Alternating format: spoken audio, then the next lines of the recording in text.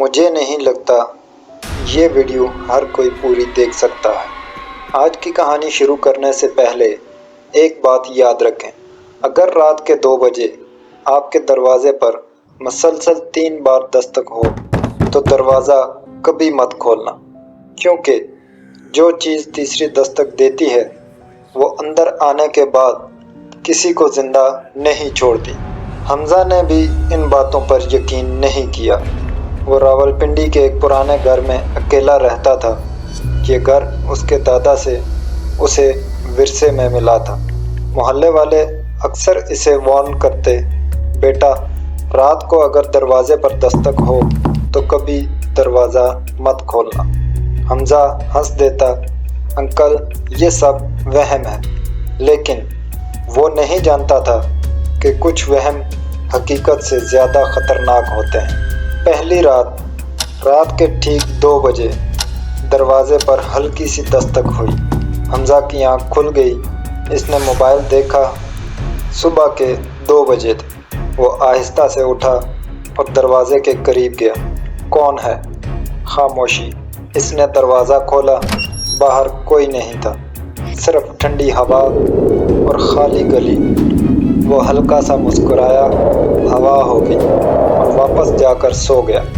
اگلی رات پھر وہی وقت 2 بجے۔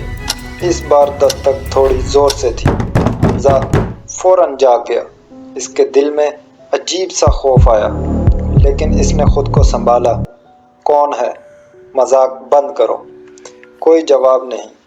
اس نے دروازہ کھولا، پھر بھی کوئی نہیں، لیکن اس بار اسے لگا جیسے گلی کے کونے میں کوئی سایہ کھڑا تھا، اور جیسے ہی اس نے غور سے دیکھا وہ اچانک غائب ہو گیا۔ حمزہ کے جسم میں سرد لہر دوڑ گئی۔ وہ جلدی سے دروازہ بند کر کے اندر آ گیا۔ تیسری رات۔ اب حمزہ کو نیند نہیں آ رہی تھی۔ اس نے فیصلہ کیا کہ آج وہ سچ جان کر رہے گا۔ گھڑی نے 2 بجائے اور پھر وہی دستک۔ وہ چونک گیا۔ اس کا دل تیزی سے دھڑکنے لگا، اور پھر دوسری بار دستک۔ اسی طرح تیسری بار۔ گھر میں مکمل خاموشی چھا گئی۔ حقیقت کا سامنا۔ اس بار حمزہ نے دروازہ کھولنے کے بجائے کھڑکی کی طرف قدم بڑھایا۔ اس کے ہاتھ کانپ رہے تھے۔ اس نے آہستہ سے پردہ ہٹایا اور باہر دیکھا۔ وہاں ایک لمبا سیاہ سایہ کھڑا تھا، انسان جیسا، مگر انسان نہیں۔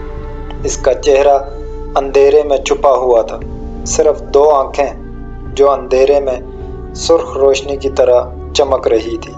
حمزہ کا سانس رک گیا۔